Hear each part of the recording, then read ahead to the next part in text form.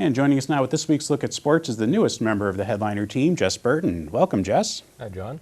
Now, the Marblehead teams are doing pretty good this week. That's right. It was a good week for all of the high school sports teams, and we start off with the field hockey team, which improved its record to 10-1-2 with 3 wins. They first blanked Malden 8-0. Annika Krug scored 4 goals. They then beat Gloucester 3-1. Annika Krug was the leading scorer with 2 goals, and Hadley Woodfin added a goal of her own. This game was covered by MHTV and is brought to you by our community partner, National Grand Bank. It will be replayed Saturday, October 11th at 2:30 p.m. And Krug had another big game, scoring 4 goals in the Magicians' 9-0 victory over Salem. The golf team is 8-3 on the season as they picked up 3 wins this week. They beat Saugus 51.5 to 20.5. Owen Picarillo led the way, shooting a 35. They then beat Gloucester 56.5 to 15.5. Jake Hempel was a top golfer, shooting a 33. And the Tedesco Cup will stay in Marblehead for the 4th year in a row as the Magicians beat Swampscott 43.5 to 28.5. The girls' soccer team qualified for the state tournament this week. They beat Beverly 2-1. Olivia Eddy and Megan McCarthy scored. They battled Salem to a 0-0 tie, and then they blanked Malden 4-0. The volleyball team, in only their 2nd season as a varsity sport, qualified for the state tournament this week. They held off a Beverly comeback, winning 3-2. Emily Promise had 25 assists, and Eve Rice had 13 kills. They were then beaten by Hamilton Wenham 3-1. Then they blanked Salem 3-0. Emily Promise had 22 assists. The football team remains undefeated as they beat Gloucester 35-12. Brooks Terrell scoring 4 touchdowns, 3 rushing and 1 on a pass from quarterback Spencer Craig, who added his own rushing touchdown. The boys' soccer team held off a scrappy Salem team, winning 4-3. Will Gaddis scored 2 of the Magicians' goals, and Jacob Wickar and Chris Brady rounded out the scoring. This game was covered by MHTV and is brought to you by our community partner, National Grand Bank. It can be seen Monday, October 13th at 7:30 p.m. and will be replayed Saturday, October 18th at 1 p.m. The boys' cross-country team remains undefeated, beating Winthrop 15-50. Patrick Emond placed first with a time of 15 minutes, 24 seconds, while A.J. Ernst and Adam Linsky crossed the finish line just 1 second later. And the girls' cross-country team took the top 7 sports in their meet, beating Winthrop 15-50. Marblehead's Grace McGuire was the first-place finisher. And that's it for sports this week. All right, thanks a lot, Jess, and welcome to the team. Thanks, John. And that concludes this week's headliner. I'm John Caswell, and on behalf of Jess Burton and the entire news team here at MHTV, I'd like to thank you for watching. Have a good week. We'll see you next time.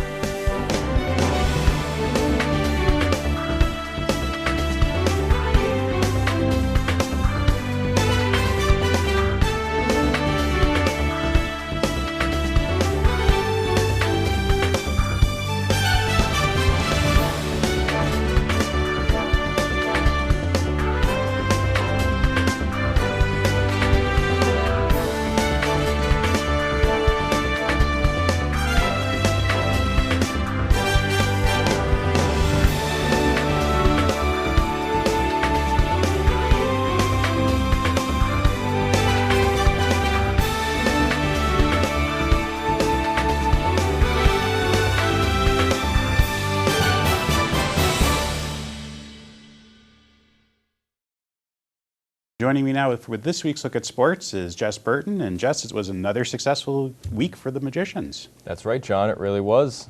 It seems like Marblehead's success at the varsity level in the fall has really come full circle. It was a great week again for all the teams, like you said, and many finished off their regular seasons this week. Most of the teams have qualified for the postseason tournaments, so let's go ahead and check out the scores and stats for this week.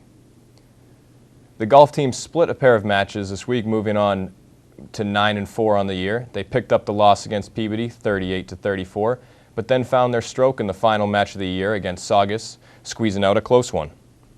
We had dominant and consistent wins from both Magician soccer teams this week. The boys and girls combined for a total of 5 shutout victories, and consistently dominant victories they were. The guys had to fight to win all 3 of their matches 1-0, defeating the dual-town Chelsea Winthrop team, Lynn Tech, and most recently Gloucester on a penalty kick by Chris Brady late in the match. While the first-place Lady Magicians had it a little easier, winning their 2nd straight match 4-0. Meg Ryan kept them sleepless over in Winthrop, scoring 1 of the 4 goals, while her teammates Lexi Bosley, Olivia Reddy, and Carlin McGrath also tacked on goals of their own. The girls' volleyball team put another game in the win column, defeating Winthrop 3-1. Jenny Norcross had 12 kills in the win, while Emily Promise led all players with 28 assists. The victory puts them at 11-3 overall, with just one loss to in-conference opponents this season, a very impressive second year for the new Marblehead girls volleyball program. We will see if they can carry this magic over on into the postseason. The field hockey Magicians battled two tough opponents this week, taking on Peabody and Revere, but still managed to record back-to-back shutouts, their 6th and 7th shutout wins of the season. Hannah Forbett scored late in their 1-0 win over Peabody to seal the deal and added another goal in their 3-0 victory against Revere, with help from teammates Ashley Stiles and Kendall Casey. Their next game, against the Lady Panthers from Beverly, looks like it could get postponed. So the following game is the one we should be looking out for anyway. It takes place October 20th up in Danvers at 4 o'clock. The winner of that one takes first in the conference. The Magicians football team continued their undefeated season and outright dominance of the NEC Conference this past Friday night, beating up on Beverly 48-22. The Marblehead defense played superb in the second half, holding Beverly to only 2 points on a defensive safety near the end of the third quarter. The combination of quarterbacks Spencer Craig and running back Brooks Terrell continued to be successful with one another in what should be an all-conference year for both players. Together, the two of them accounted for 6 of Marblehead's 7 touchdowns, including a short toss that turned into a 96-yard score just a minute into the game. Craig, out of the shotgun, throws it, complete to Terrell. Terrell in a foot race to the 40, out to midfield, gets away to the 30, to the 20, to the 10. Touchdown! Brooks Terrell, 94 yards. Craig threw for that touchdown and rushed for 2 more, while Terrell rushed for 3 touchdowns of his own that went for 137 yards.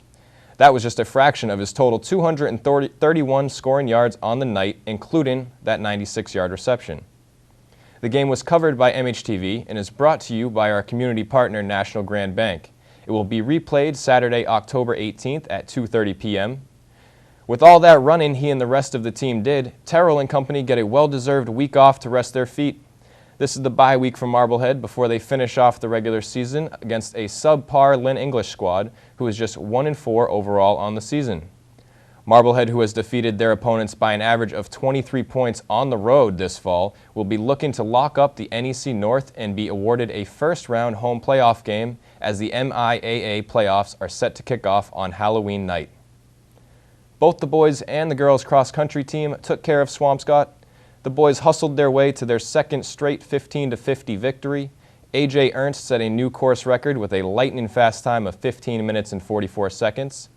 The girls outran their Big Blue rivals 25-50. Freshman Grace McGuire recorded a time of 20:20. Great time, great eyesight, which helped lead her and the girls to a 5-1 record this season. The next time both teams will run is in the Bay State Invitational this Saturday up in Northfield. Good luck up there to both of our teams. We hope to see everyone out supporting our teams as the state championships approach us. And that does wrap up the Marblehead Varsity Sports Recap this week here on MHTV. All right, thanks for joining us, Jess. Thank you, John. Thanks for having me. And that concludes this week's Headliner. I'm John Caswell, and on behalf of the entire news team here at MHTV, I'd like to thank you for watching. Have a good week. We'll see you next time.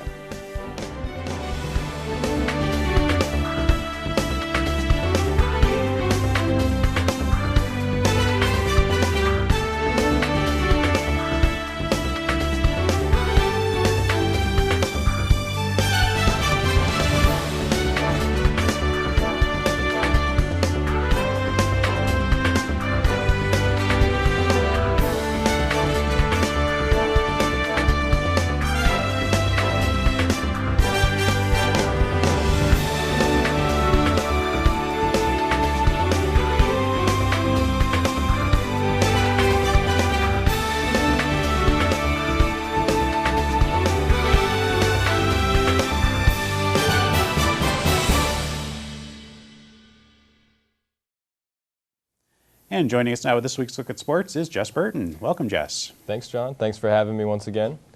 You know, this week was kind of an up and down week for Marblehead sports. Some teams performed better than others, but that's just high school sports. So let's start by looking at the field hockey team. This past Monday, the Magicians field hockey team experienced something they hadn't in over a month. They lost, a tight one, to the now first-place Danvers Falcons. The girls had not lost a game since September 12th, going a stellar 9-0-1 since then. The girls fell into second place with the 1-0 loss to Danvers, and with just a few games left in the season, including a makeup game this Saturday at 4 p.m., home against Beverly, Marblehead will look to win out the season and continue to be a contender for the top spot in the NEC. The Marblehead golf team will be adding a banner in the gym this year, finishing 9-1 as the NEC Conference champions. In the NEC Conference match earlier this week, Owen Piccarello and Jake Hempel won the first team trophy for lowest combined score. The Marblehead team, led by Owen and Jake, gained a lot of recognition this year for their outstanding play on the links. Owen was named Conference Player of the Year, while Jake earned NEC All-Star honors. This year's team was certainly made up of a bunch of fine young golfers and led by an outstanding coach, Jim Keating, who was named Coach of the Year by the conference. After 4 straight wins, the Magicians boys soccer team took a small step back, losing to Medford and tying Danvers in their 2 matches this week. Jacob Wickar was able to put one in the net for the guys out in Medford, but it wasn't enough as the Mustangs reined in 2 goals on their side. This was the boys' first loss since back on September 19th and had won or tied their last 7 matches in that time span, going 6-0-1. The guys still lead the NEC Small Conference with 18 points, and the next home match for the guys will be Monday the 27th at 6 p.m. up at the Pipe. They'll be taking on Lynn Tech in that one. The girls' soccer team does not seem to mind winning at all. The girls are only getting stronger as a unit out on the field. October 17th, the Magicians finished off Saugus 7-1. Marblehead's Megan McCarthy led the scoring attack, finding the net 3 times. This game was covered by MHTV and is brought to you by our community partner, National Grand Bank. It will be replayed Saturday, October 25th at 2:30 p.m. The girls then headed on over to Danvers for a Falcon feast on Wednesday the 22nd. Olivia Eddy thought it was her turn to have a hat trick, so she did, and let her friends have some fun too. The girls won it easy 5-2. It seems unbelievable to think that this is only the first time the girls have allowed 2 goals to an opponent all year. They have outscored other teams 49-8 this season. 8 goals is a remarkable number. Big props to the junior goalie, Lauren Unterborn. The girls' volleyball team had a busy week, improving to 15-3, winning 3 straight matches since we spoke last. They attacked hard against Saugus, beating them 3-0, and then ended Triton's night early by the same score. The girls moved on to Salem most recently. That match was covered by MHTV and is brought to you by our community partner, National Grand Bank. It can be seen Monday, October 27th at 7:30 p.m. and will be replayed Saturday, November 1st at 1 p.m. Jenny Norcross had 8 big-time kills in that Salem match.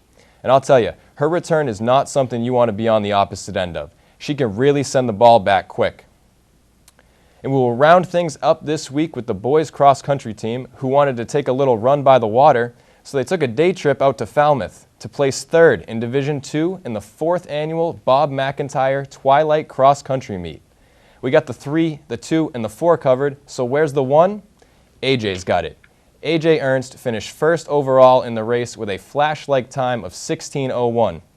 Now that 1 second would haunt me, and I don't know how AJ's feeling, but either way, that's an outstanding time for him to add to the rest of his record times this fall. And that'll wrap it up here for your Magicians Varsity Sports update for this week. John, take us away. All right, thanks a lot, Justin. It looks pretty good for the Magicians going into the tournaments, but we'll have to see how things go there. It does. It's exciting. It's going to be an exciting fall. And that concludes this week's Headliner. I'm John Caswell, and on behalf of the entire news team here at MHTV, I'd like to thank you for watching. Have a good week. We'll see you next time.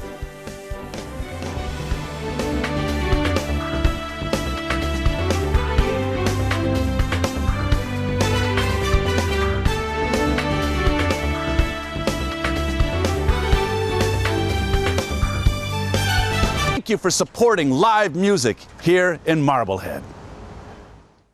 And joining us now with this week's Look at Sports is Jess Burton. And Jess, it's tournament time, and all of the Marblehead teams are involved. Yeah, that's right, John. Everybody is in this year, and what an honor it is for our teams to be able to represent our town against other great competition from the state. So let's start the scores today with the field hockey team. The girls were able to hold off their rival Swampscott 1-0 before falling to Beverly a couple nights later 2-0 and losing to Nantucket 2-1 in their out-of-conference regular season finale. The Magicians opened the tournament against Tewksbury, but were beaten 2-1 in overtime. The match was a battle, and the Magicians were first on the scoreboard, courtesy of Kendall Casey. A late Tewksbury goal with about 3 minutes 30 left in regulation forced the overtime, where the Red Men prevailed, scoring in the sudden death period. But if you missed the game and you want to watch the girls give it their all, you're in luck, because it was covered by MHTV and it can be seen Wednesday, November 5th at 7:30 p.m. and replayed Saturday, November 8th at 4 p.m. The boys soccer team had a successful week with 4 matches, winning or drawing in all 4. The boys invited Swampscott up for 80 minutes of soccer to try to beat the Big Blue for the second time this fall, but tied the match 2-2. Their next match was up in Saugus, where they tacked on a road victory 3-2.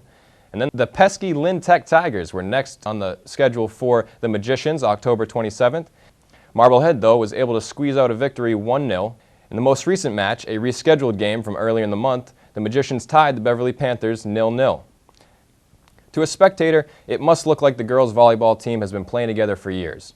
It continues to surprise that it is only the second year Marblehead has even had a varsity volleyball program. The girls finished their year with a very impressive 16-4 record and an NEC South title. In their second match of the season against Swampscott, the girls picked up their first shutout of the week, led by Jenny Norcross's 5 kills. North Reading was able to get the better of the girls and shut Marblehead out 3-0 the following night. But the match that counted most for the girls this week was their most recent against the Lady Falcons from Danvers. Marblehead made quick work of the second-place Danvers team, winning 3-0 and locking up sole possession of first place. Hannah Cohen brought her A-game and finished the match with 18 digs, while Emily Promise did what she does best, setting up her teammates 26 times. The Magicians look to begin their run towards a state title when they host Stoneham in the MIAA Division II North first-round opener on October 31st at 4 p.m. The game will be covered by MHTV and will be shown Monday, November 10th at 7:30 p.m. and will be replayed Saturday, November 15th at 1 p.m. Marblehead's girls soccer team continues to crush their opposition with 3 more shutout victories this week, finishing the year a seemingly untested 15-1-3. The girls had their way with Manchester Essex, winning 2-0, followed by an easy 3-0 win against Malden. Mia Bongiorno, Alexis Bosley, and Megan Ryan all put one in past the keeper. That game was covered by MHTV and brought to you by our community partner, National Grand Bank. It can be seen Monday, November 3rd at 7:30 p.m. and will be replayed Saturday, November 8th at 1 p.m. The girls also had a make-up game against Swampscott this week, which they won 2-0. Mia Bongiorno and Carlin McGrath both scored. The team is hoping to keep momentum going their way as they head into the postseason tournament. Marblehead's football team traveled to Lynn October 24th for their final regular season scrum against the Lynn English Bulldogs. Marblehead routed the Dogs 34-7 to stay undefeated and finish up the fall 6-0. Senior Brooks Terrell continues to shred defenses and racked up 227 yards with 3 touchdowns in this one, while quarterback Spencer Craig pounded the ball past the goal line for 2 touchdowns of his own. The Magicians will take on the Somerville Highlanders in the quarterfinals of the Division III Northeast Tournament on Halloween night at 7 p.m. up at Piper Field. The game will be covered by MHTV and will be shown Tuesday, November 4th at 7:30 p.m. and will be replayed Saturday, November 8th at 2:30 p.m. The boys and girls cross-country teams had their conference meets October 25th. For the boys team, A.J. Ernst channeled his inner roadrunner and blew past his opponents for another first-place finish with a time of 16 minutes and 4 seconds, while the rest of his team clocked times fast enough to finish Marblehead second overall in the meet. The girls' cross-country team also finished second overall in their conference meet, with another runner from Marblehead, Sarah Oliver, placing first overall, with a time of 19 minutes, 54 seconds. John? All right, thanks a lot, Jess. And that concludes this week's Headliner. I'm John Caswell, and on behalf of the entire news team here at MHTV, I'd like to thank you for watching. Have a good week. We'll see you next time.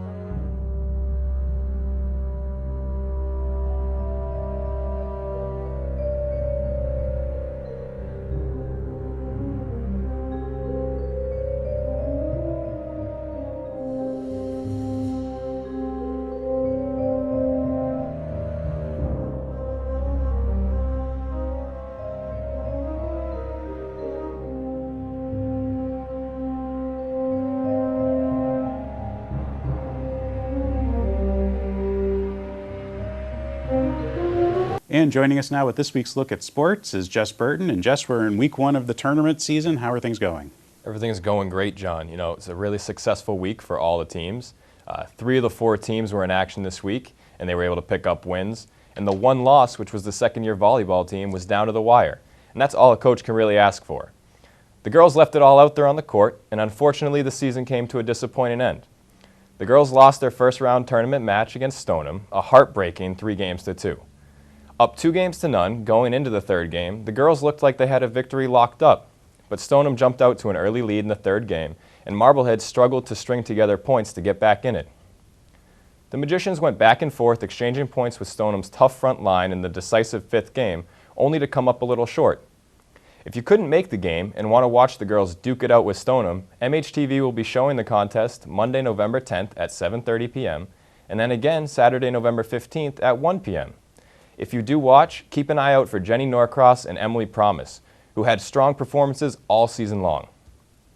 From negative news around the net, we move to grand news from the gridiron. The football team won their first round game on Halloween against Somerville 42-26. It was a ghastly slow start from the Magicians on both sides of the ball, with the score tied at 0 at the end of the first quarter, and trailing the Highlanders 20-0 midway through the second. But they soon found the magic, going on a 42-6 run over the next 2.5 quarters to win the game.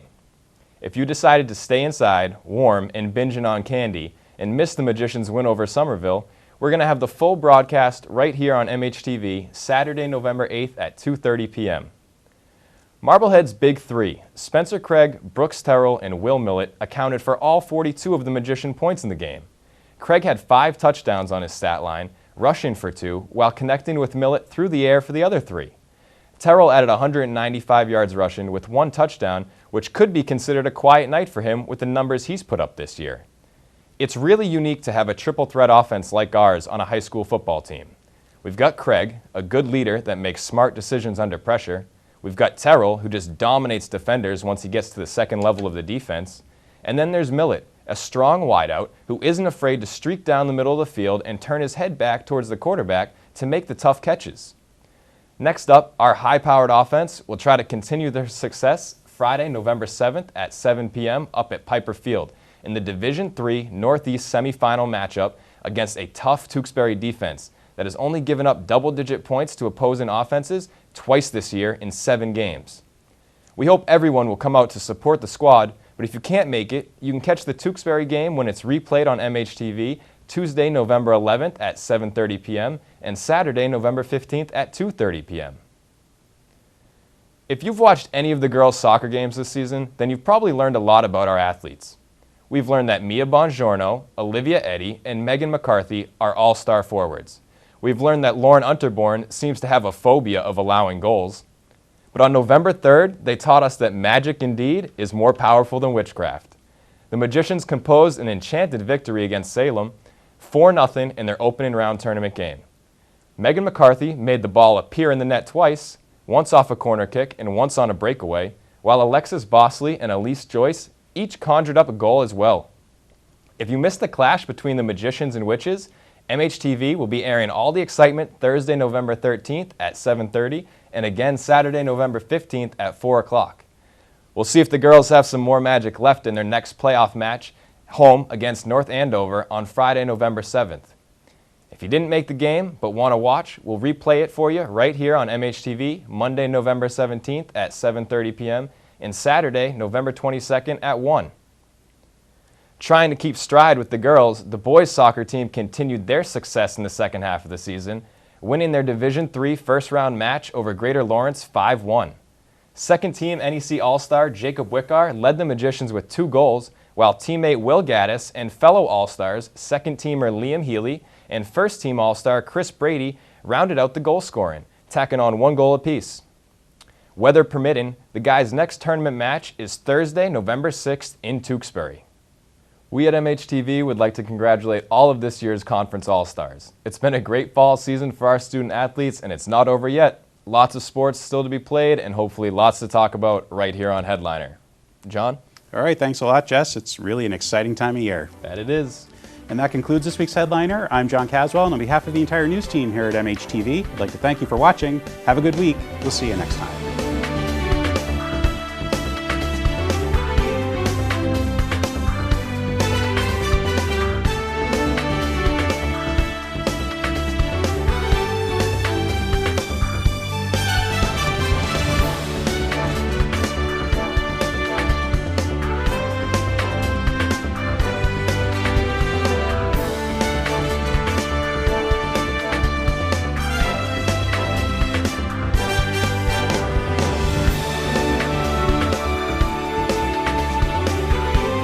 joining us now with this week's Look at Sports is Jess Burton. And Jess, a tough start to the new month.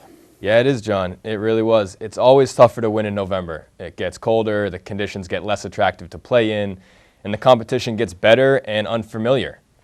And it was a really tough week for the Magicians, as most of our teams were knocked out of the tournament. Going into the winter, there will be one team that Marblehead will hope to avoid on all schedules, and that's Tewksbury. The Redmen have sure seemed to have our number recently, eliminating 3 of our teams from their respective tournaments this fall, including the field hockey team, the football team for the 2nd straight year, and the other victim, the boys soccer team. The Magicians battled hard with the Redmen and held them scoreless for 80 minutes of footy, but let 1 goal pass in overtime for a 1-0 loss and an early exit from the state tournament. In the MIAA Division II North Girls Soccer quarterfinal, Marblehead fell to North Andover 2-1. Megan McCarthy was the lone goal scorer for Marblehead. And if you missed the game, we'll air it right here on MHTV Monday, November 17th at 7:30 p.m. and Saturday, November 22nd at 1 p.m. In the MIAA Division III Northeast semifinal, the Magicians football team finally met their match against Tewksbury and lost badly, 41-6. If you didn't make it out to the game, MHTV will be replaying it for you Saturday, November 15th at 2:30. So that was the bad news for the week. Let's move on to the good. The boys cross-country team was crowned MIAA Division IV Eastern Massachusetts champions, with 5 of the top 25 runners in their final meet. This included A.J. Ernst's 3rd place finish, breaking the 16-minute mark, clocking in at 15:51, and Jared Cocono's 6th place finish with a time of 16:21. The girls cross-country team came close to finishing as champions as well, but had to settle for runner-up in the MIAA Division IV Eastern Mass Girls Meet. Sarah Oliver was again the top runner for Marblehead, posting a 4th place time of 19:16 in her last run of the fall. As we approach Thanksgiving, the Marblehead High School senior girls are gearing up for their annual Powder Puff football game against arch-rival Swampscott. MHS TV's Ruben Resnick has a preview of this year's game. Every year, the Marblehead senior girls get excited about the annual Marblehead Swampscott Powder Puff game. It's become just as big a part of Thanksgiving as the Thanksgiving turkey. We went down to Getchell's Field and got a little sneak preview of what you can expect at this year's Powder Puff game. So we've been here for a pretty good amount of time watching the girls play, interact with each other, and I'll tell you one thing for sure. They're having a lot of fun, and that's what this is really all about. You know, Ruben, we've been out here for a week and a half.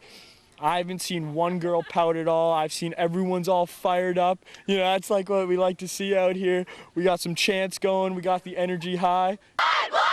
Spartans, what is your profession? Kill! I spoke to the offensive and defensive coaches for a preview of this year's game. You know, it's looking pretty good. Right now we're looking at Hannah forward and me and Bongiorno at quarterback. So that's a good start. We got a lot of people to choose from at running back, and that's about where we're at right now. So we just got a solid defensive core. We haven't really established our defensive line, but we've been thinking about what we want to do for linebackers, cornerbacks, and safeties. But we've still got time to decide that. We'll be ready on game day, though. So basically now we're just doing a scrimmage, 11 on 11, you know, old-fashioned gridiron football. Man v man, defense practicing filling in, offense obviously practicing scoring. And with all the work they're doing, this year's captains are very optimistic. I think we're doing a great job. I think that everybody is trying their hardest, and I think it's going to work out nice and well. I'm Shanice. I just think that our coaches have been doing a really good job. A lot of the girls have been respecting them, and a lot of the girls that don't always get along have been coming and working together and helping each other out and being confident in each other in the team. So I think that's going to make us do a good job on game day. Hannah Fobert. I'm really happy with this group of girls. Everyone here is so great, and I think the girls that are beside me are some of the best girls in the grade. So I'm excited to lead the team with them, and I think we're gonna drain the swamp. Yeah! Hi, I'm Melody, and I just want to say I don't think I've ever felt so united with my grade as I have for the past week and a half, and I have no doubt that we are gonna win by way more than anyone would ever have expected. Kickoff is set for Saturday, November 22nd at 10 a.m. at Piper Field. Hope to see you there. All right, it's always a fun game against Swampscott, so hopefully the Powder Puff team will have a successful game. Yeah, that's right. And then we get the Thanksgiving game for the boys the week after that. So a lot of fun coming up still. All right, and that concludes this week's Headliner. I'm John Caswell, and on behalf of the entire news team here at MHTV, I'd like to thank you for watching. Have a good week. We'll see you next time.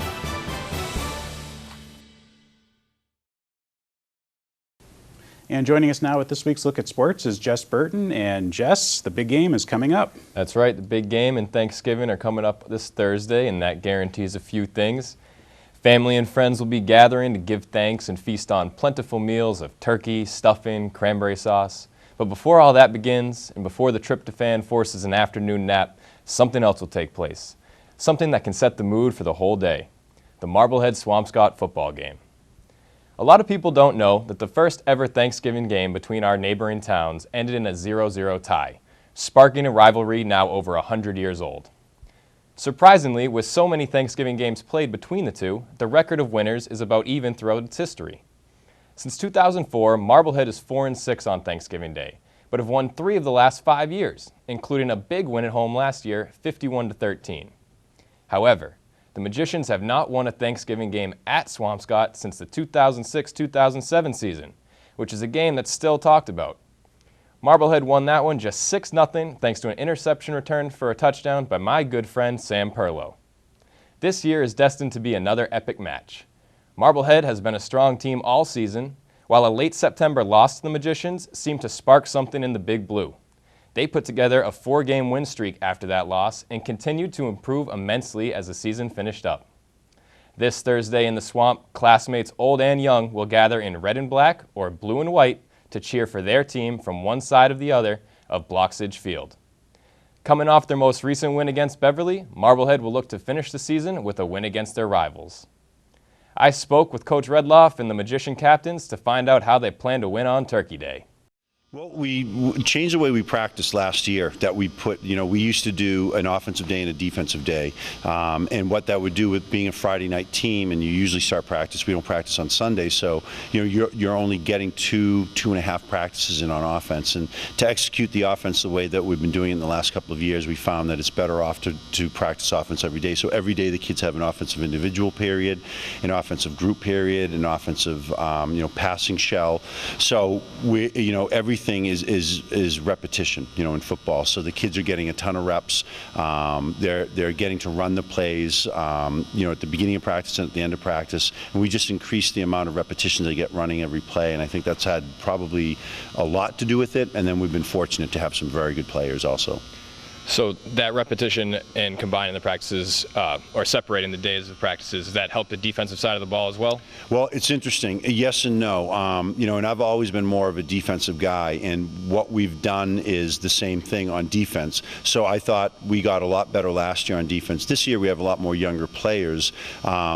But I would blame myself that we did not put as much emphasis. We still had the same amount of time on defense, but I don't think, on days where we were running late, or if we were trying to get a lift in or film in, we would usually cut the time out of defense, and it shows. We're giving up, I think, 22 points a game over the course of the season, and for a first place or top 20 caliber team, that's not very good. So we need to change that for next year and try to get better at that. Spencer, you guys had a lot of success on offense this year. You scored a lot of points. How were you able to do that? I mean, it starts up front with our offensive line, and we got a great group of guys there. And we had Christian Redloff, one of my best players, go down early this year. But we had a lot of guys step up. Reed Cressy, Brian Graff stepped up really well. Tommy Gable playing his first year at center. And then, obviously, Derek Dumais and Dan Marino at the tackles, as well as Bo Millett, have done a really great job for us. On the outside, I mean, our wide receivers have been doing a great job blocking for us. I mean, people don't see them in the headlines as much, but they really do a great job. And then Will Millett and Brooks Terrell are two of the best athletes around. I think you can't really argue with that. So it's been pretty easy for me to get to them. That's great. Yeah, you guys did have a lot of success on the outside and running the ball this year. Right. You also had a lot of success on the defensive side of the ball. You guys went 7-0 before the Tewksbury game. You gave up a lot of points actually this season, but you're still able to find a way to win. How were you able to do that? Well, I think it's because we have a lot of experience on a lot of positions, D-line, all seniors and juniors, outside backers, seniors. And then our young guys really stepped up big this year, like Bo Millett and Reed Cressy and Aiden Gillis at middle linebacker. did really well in practice, and they showed us their stuff, and they did really well in the games. Nice. Yeah, it seems that the experience really helped, especially on the line, getting you guys getting the running game going, and especially open up a little for Spencer too when he needed to hold the ball off the option. Correct? Oh, absolutely. Nice. All right, so we got the Swampscott game coming up. Yep. Huge rivalry. It's going to mean a lot to you guys. You guys beat them by 21 points last time around. How are you going to be able to duplicate that? Well, yeah, they obviously came into our game actually not with too much success, and then right after us, after we beat them pretty good, even though they actually hung with us for a good amount of time, they went on a pretty hot streak. So they're obviously a better team now, so we're not expecting to just walk in and win the game, but if we stick to our game plan on our offense and defense, it should shape up well for us. Yeah, clearly that loss to you guys really fired them up a little bit. Exactly. They went on a 4-game winning streak, and they've dropped 2 since then. So you think they're going to be fired up, ready to go for Thursday? Yeah, they're definitely going to be fired up. I know some of the guys, they're all good kids. They all want to win. But I think as long as we execute the small things on offense and we keep their offense off the field, that we should be successful. And we're looking Thursday at another cold one on Thanksgiving.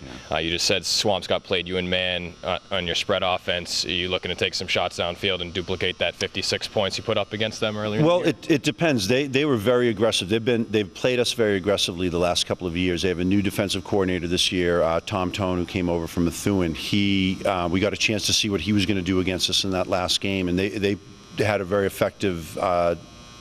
They had a very effective game defending us in the first half.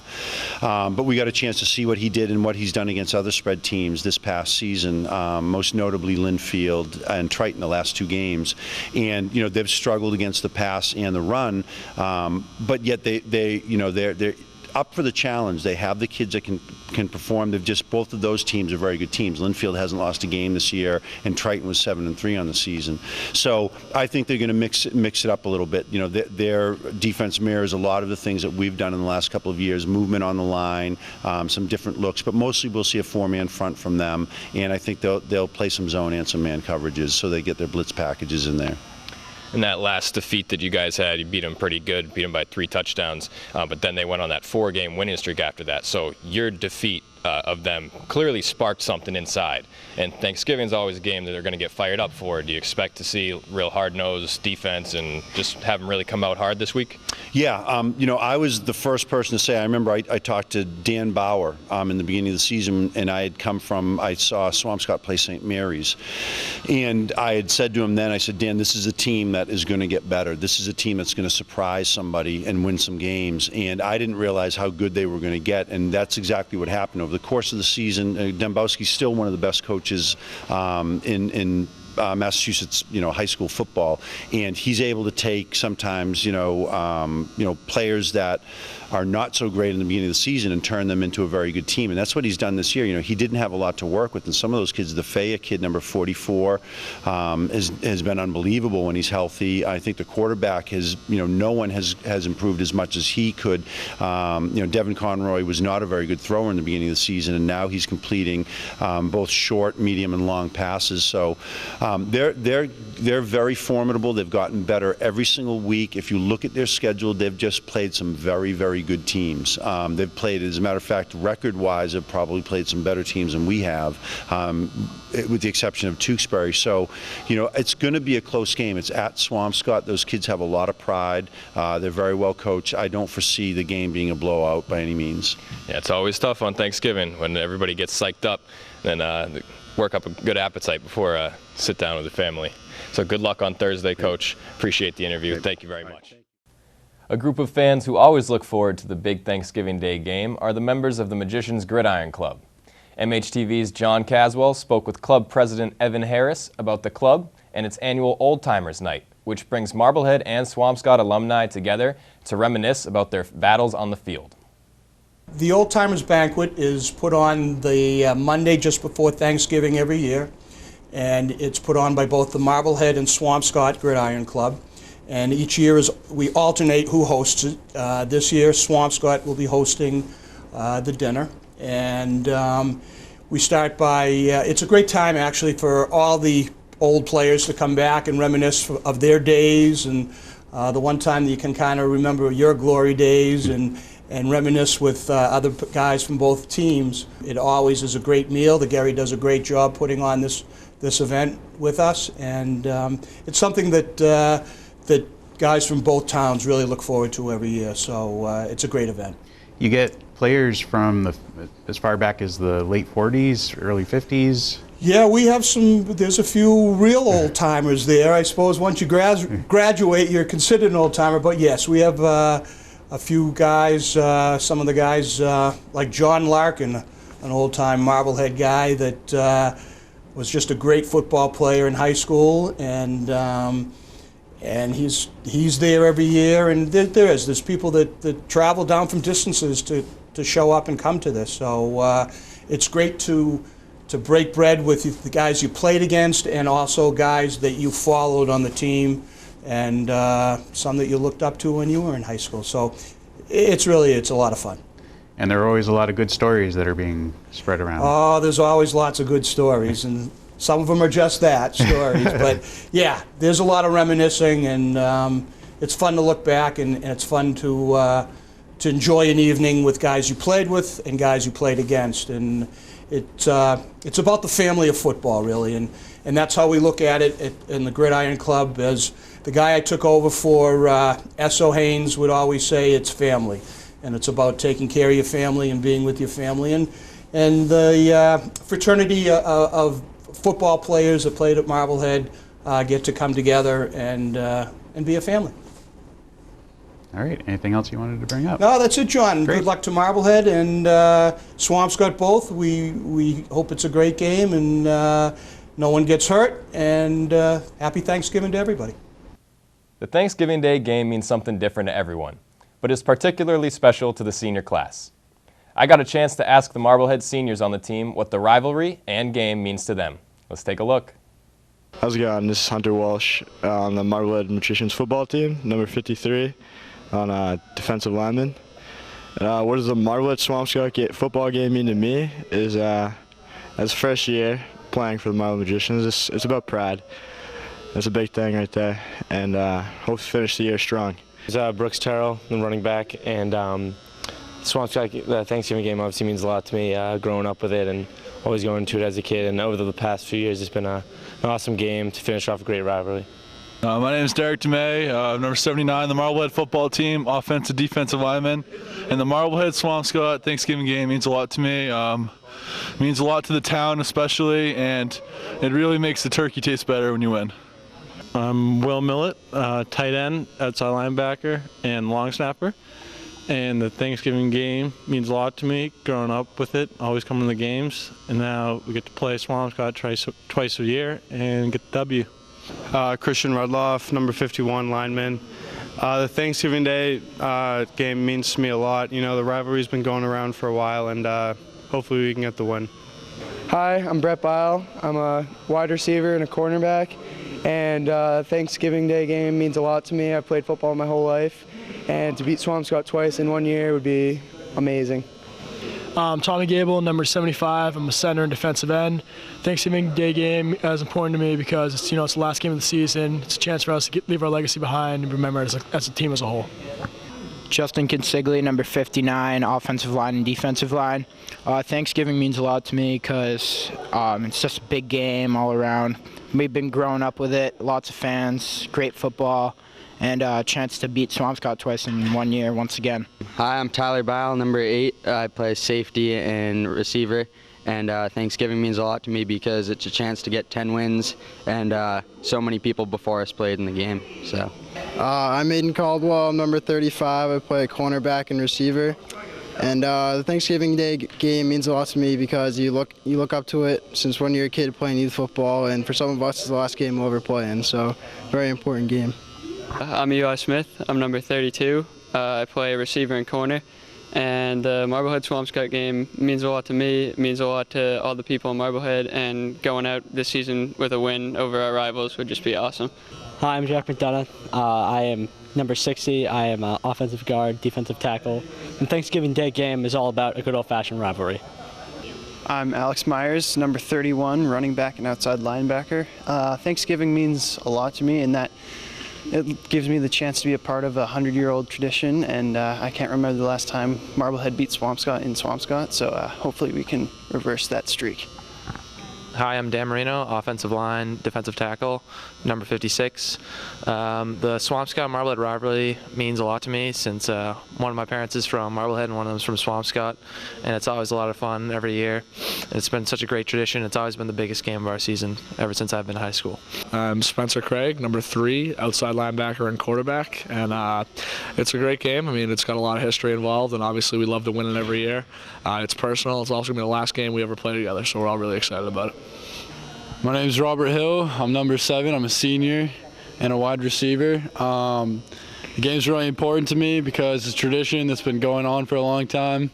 I have a lot of family coming to watch the game, and I'm sure all the other players have family coming to watch the game, and we all want to win for them. And another thanks to the senior magicians and Coach Redloff for taking the time to meet with us, and we wish the team good luck on Thursday. All right, thanks a lot, Jess, and hopefully it'll be a good Thanksgiving Day for everybody. We hope so.